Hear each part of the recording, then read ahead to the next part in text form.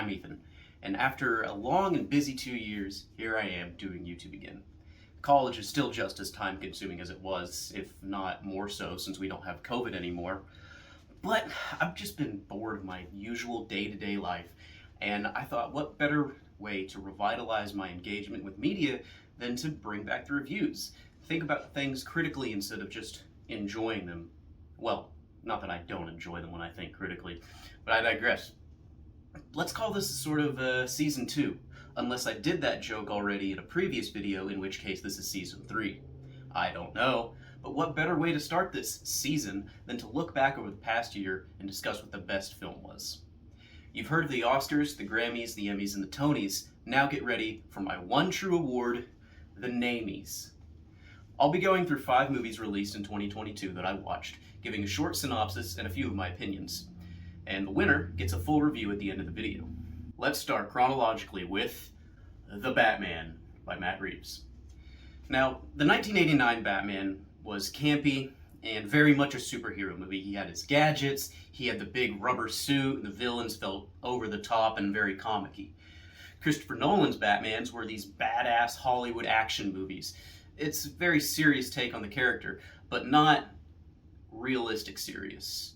Christopher Nolan's Batmans are more serious in the sense that, yes, this is a semi-gritty world, but, they're still driving a Tumbler down the freeway, shooting at the Joker on a speeder bike or something. Actually, he was driving a semi, but that's not important. What's important is The Batman by Matt Reeves, because it is a very serious, down-to-earth, show you the nitty-gritty of Gotham kind of movies. So, in this film, Sigma male Batman has to stop incel Riddler's riddles to uncover his plot of murdering and exposing the corrupt and criminal politicians. And the criminal in general. Now, as I mentioned, I love how realistic it is. Gotham feels like a real city with an equally real feeling underworld. The crimes are taken very seriously and they're shown methodically. This isn't, oh no, Riddler strapped a bomb to my chest, Batman, come save me. This is, oh shit, Riddler strapped a bomb to this guy's chest. We need to evacuate everyone and bring in the bomb squad. And then Batman comes in and the police are all like, oh no, Batman, you can't do that. Except, he's very serious about it. It feels like Citizen Kane meets Seven. It's very cinematic. It's got a lot of noir-esque shots where, like the rain coming down in the city. Batman's doing narrations near the beginning and the end. Granted, I haven't actually seen Citizen Kane. This is just my assumption of it based off of pop culture. And Seven, due to the brutal, ironic punishments that the Riddler gives out. Like, there's one where this character is a rat for the mob, and he's working in working in politics, and the Riddler straps him in a cage, or straps like a cage around his head with a rat that's, gonna eat him or something like that. It feels very intense. It's not, like I mentioned earlier, it's not just another Batman thing. And I think this interpretation of the Riddler is the best version of the character. There's a lot of Zodiac Killer inspiration. He's terrifying when he's got the mask on, but they give him this sense of righteousness where you can kind of see where he's coming from. Yeah, corrupt politicians are bad. You want to do something about it. It's just strapping a rat to their head or a bomb to the chest isn't the way to do that. But to give one bad takeaway from the movie, I don't think Bruce has a lot of character development. He's just this edgy, emo, I want to be Batman, nothing else matters character throughout the whole thing. But that's kind of understandable that this is the first movie. I think there's going to be a lot of development in future movies. Maybe have him be the playboy by the end of this trilogy. And also, the Falcone investigation plot gets kind of boring in the middle and tends to drag on, and it makes that 3-hour movie really feel like 3 hours. The second nominee for this award is The Northman, directed by Robert Eggers. Now, unfortunately, this movie flopped, and I think that's really undeserved because this is a Shakespearean-level story of Amleth, played by Alexander Skarsgård. I can never say his name right. He's a Viking in ancient Iceland who seeks to avenge the death of his father. Very simple story, but it's effective. It feels like an epic. Not saying it's epic in that sense, but epic as in the epic story. Now, it gets incredibly immersive into their world. Egger actually hired a lot of historians to work with him to ensure that it was historically accurate as possible, even at the cost of filming. Like, they built a lot of windowless houses because that's how it was at the time. And since there's no light, it's kind of hard to film, so they had to work around a lot of that. And Amleth isn't a perfect character. He still raids villages, he burns them, he takes no prisoners, and it doesn't try to moralize anything. It shows the harsh reality of conquest and revenge. This ties into my next point about the movie, and this is a positive. There's no revenge is bad moral. I hate that moral. It's overdone, and half the time the antagonist deserves it. With something like, say, The Last of Us Part 2, where revenge bad is a huge theme, all my complaints are just icing on the shit cake. The core issue is that I didn't get to see the antagonist's head on a pike by the end. Does that make me a bad person or missing the point of the game? No, it just means I disagree with the message you're saying. Anyway, I'm going off on a tangent here. Back to the Northman. Two negatives I have are that some of the otherworldly scenes kind of took me out of the movie. It felt so realistic up to the point where, okay, now he's dreaming and, there's this big tree of Odin and souls, and I didn't really get any of that. I don't know, it took me out of it. And it also does drag on at some points. It doesn't need to be 2.5 hours. There are a lot of scenes of just kind of nothing happening.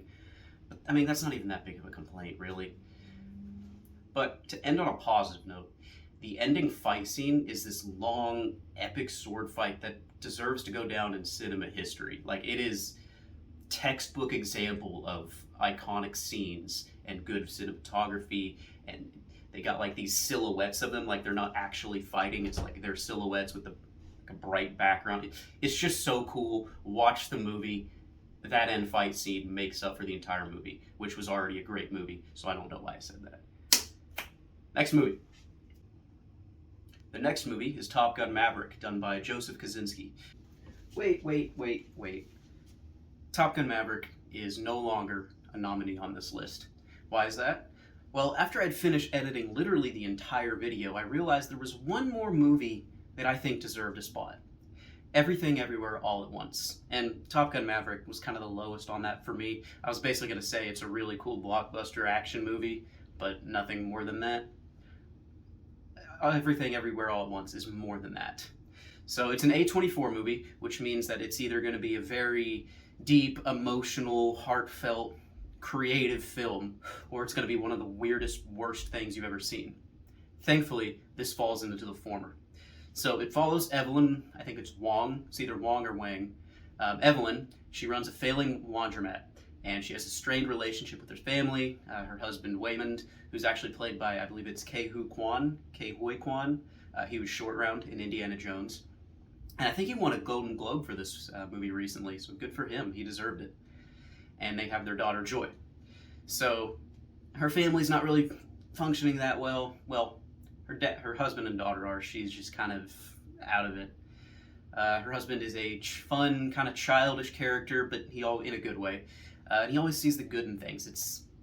It's just one of those happy, positive kind of characters that every time they're on screen, you kind of feel a little good inside. And one day, at the IRS, because they're getting audited, again, the laundromat's failing, something unexplainable happens. Evelyn hears this voice in her head telling her that an evil is going to destroy the multiverse, and she's the only one that can save it. Now, from there's a Matrix red pill, blue pill kind of moment where she has to make the decision to help out or not. And obviously she does because it's a movie. And the rest of the film is her exploring the multiverse, realizing that she could run away to a universe where her life is better. The film plays with the idea of infinite universes by showing the standard ones, where the plot is happening, simple life changes, her realizing things could be better and struggling with that, and showing that alongside weird universes that are dramatically different, like one where people have hot dogs for fingers. There's one universe where life doesn't form on Earth and it's just a barren rock. And one of the characters says, most of the universes are like this. And I think that's really cool because that's kind of how a multiverse would work. Look at how many planets are found with no life on it and how much that vastly outnumbers us.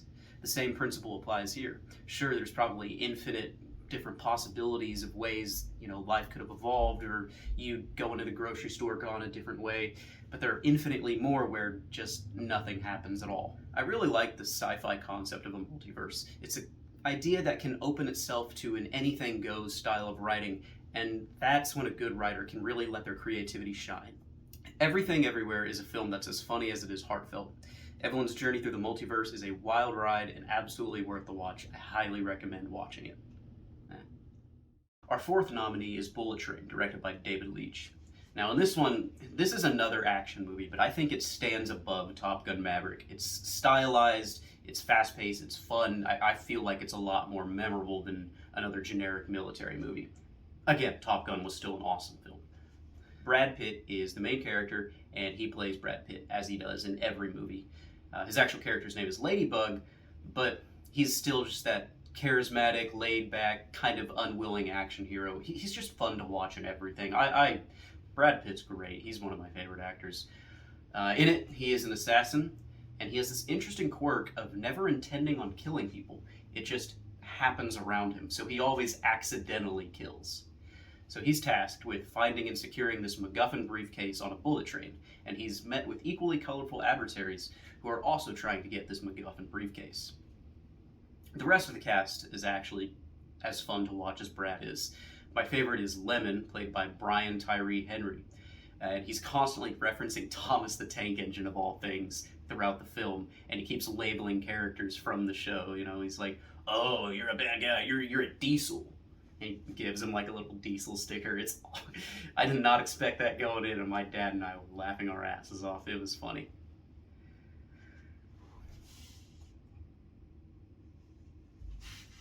But yeah, like I said earlier, it's heavily stylized. There's a lot of visual engagement with neon lights. There's a big Japanese aesthetic to it because it takes place in Japan. There are even some fights that are like 2D, like a Mortal Kombat or something. So the camera pans out, looks at the train this way, and then you got the characters. Yeah. Also, the music syncs up to some of the fights, which I always think is really cool. And honestly, it's just a fast-paced, fun movie that I highly recommend. Now, the last film on this list is the exact opposite, actually. It's a very slow burn that's more focused on giving you an experience. This is none other than James Cameron's Avatar 2, The Way of Water. So, humans return to Pandora. Fast forward 1 year, and Jake Sully, that character nobody remembered from the first movie, is leading a Na'vi rebellion against the human colonizers. Now, Colonel What's-His-Name, his actual name is Quaritch, but I can never remember that, and I don't think they directly told me, so I just called him What's-His-Face. And his squad, led by that bitch wife from The Sopranos, is hunting Jake Sully and his new family. And to protect his family, Jake takes them and runs away to live with the Sea People, where he has to adapt to live amongst them. Great strategy, Jake. Now, the story isn't anything special, and actually it's kind of a rehash of the first movie where the humans come in, the Na'vi are scared, and Jake has to lead them together to fight back. It works on its own. It's satisfying, it has good conclusions, it has good characters, but it's just nothing crazy original.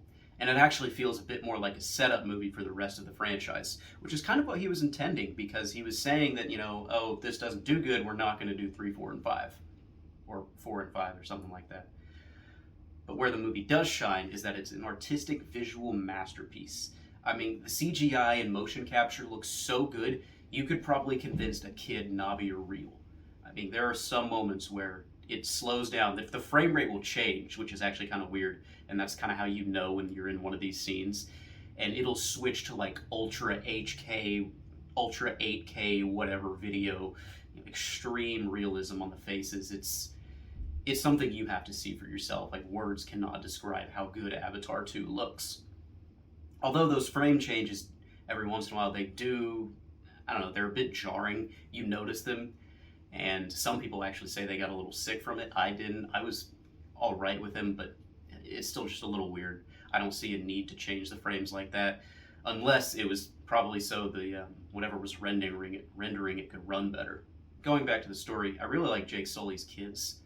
There are 4 of them, and they each have a subplot with small developments throughout, and they feel, well, sorry to keep using this word, but they feel real. They're teasing each other, they're getting in fights, they're doing dumb things, but they're getting along, and they also say bro every 5 seconds, which is actually really annoying. But to be fair, that's probably how we sounded to our parents. Do you think they have any idea what bussin' or cap means and love hearing us say it every 10 minutes?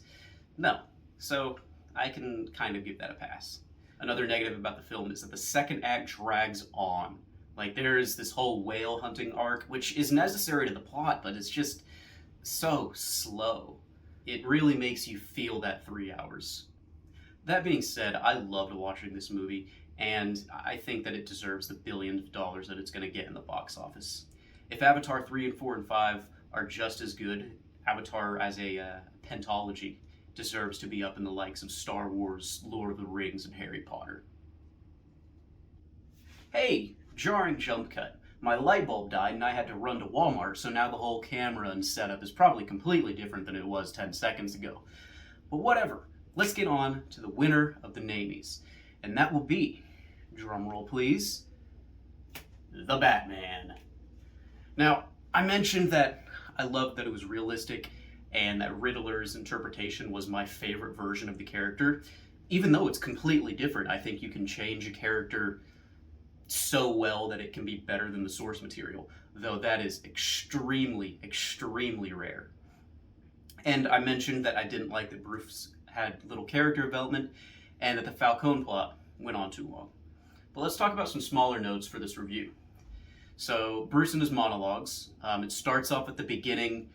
He's real, I guess, dark sounding. He's like, oh, I'm talking about the city and complaining about things, because he's very unhinged in this movie. He gives American Psycho-esque monologues as he's talking about what he thinks is going on. He does this a few times. He has this Project Gotham that he's writing his diary of what he's doing, and it just emphasizes that, hey, this guy isn't quite sane. It takes a special kind of person to go run around in a bat suit for 12 hours every night, sleep during the day, and constantly get the shit beaten out of you. And I think that brings a good level of, well, word of the day, realism to the character.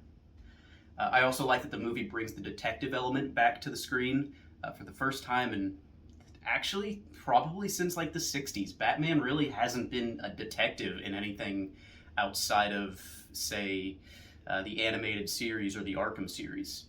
They tend to forget that, and it's cool to see them bring it back up again in a serious setting like this. Oh, and another thing I really love about this film is the Batman's theme music. It's nothing like too, I guess, iconic or like melodic, like Danny Elfman's was in '89, but it's just very powerful.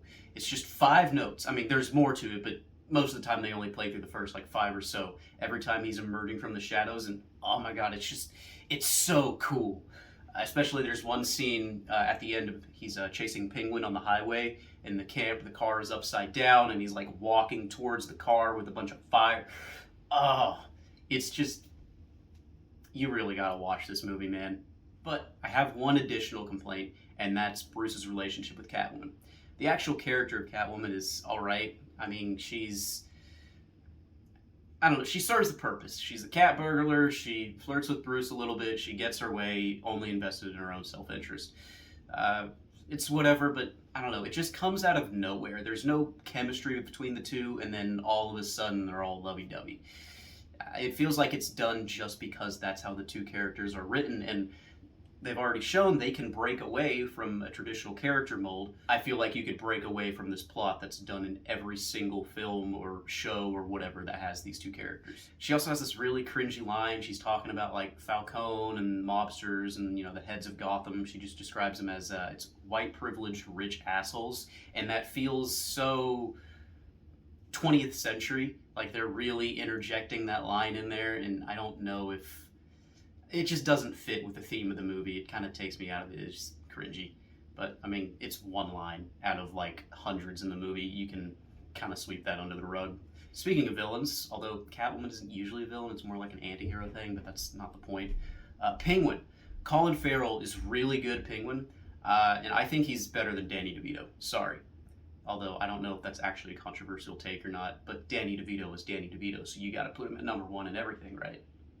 Anyway, I think he's better than, I believe it's Robin Lloyd Taylor who played him in Gotham, because Gotham he tended to overact. I think he is good enough to get his own show, which he is, which I will definitely be watching that. I am looking forward to it. I don't know if Matt Reeves is directly involved with it, but if he is, then I can expect it to be just as good as the Batman. One final villain that they teased at the end, I'm not a fan of. He didn't have too many lines. It's really just like, hey, look, we're going to be doing this in the next movie. And I don't like that they're choosing that villain. I'm not going to say who it is because it's a spoiler, but it just, I don't know. People have talked about doing the Court of Owls instead, which I think would be really cool. But personally, I'd love to see Two-Face in this style.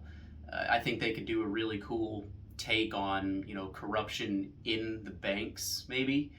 Uh, have him really play into the whole coin thing. Although it would be kind of hard without being derivative of Christopher Nolan's Two-Face. I just want to see them try to do it. But my outlandish wish, that's a tongue twister, would be Mr. Freeze. Kind of hard to do in this scenario, but maybe you could give him the story of his wife died because of something the Court of Owls did, so he's committing terrorist acts against them. Maybe, I'm just spitballing here, I'm not a writer. But you have to give him a reason to be freezing things. I feel like he's not a sociopath kind of villain. You have to really write his descent, if that makes sense. Going back to Riddler, his final plan, which I'm not really going to go into, it doesn't really have a reason. He totes his whole thing of, hey, I'm going to kill the corrupt, expose this, puzzles, blah, blah, blah. But what he does at the end doesn't really match the rest of his character, and it kind of comes out of nowhere. But the execution of it is cool to watch, so I don't know if I'm going to give it a pass on that, but it's still cool to watch. It was done well, and the flare scene, I'm sure you know what I'm talking about, is using all the promos too. I can tell that's going to be an iconic Batman scene that's going to be remembered for decades to come. One final thing, they very briefly mentioned Blüdhaven. I would love for Nightwing to show up in a movie. I don't think he's ever been live action, minus Titans. Titan doesn't count, that sucks. But live action Nightwing in a movie, please make it happen. Anyway, the Batman is the winner of my prestigious NAMI award, everybody's favorite, well-known award. It's the very first winner, and it won't be the last. I would give it a score of, I'd say 9 out of 10. I don't think it's quite the best Batman film. I still think that goes to Dark Knight. I mean, it's going to be astronomically hard to replace Heath Ledger's Joker. And Bane, Tom Hardy Bane, is also incredibly good. I think Dark Knight and Dark Knight Rises are just a half step better. Just barely. But that's still better. So this is probably the third best Batman film, which is very good regardless. I think it's one above Batman Begins, if you're curious. And I will see you in the next video.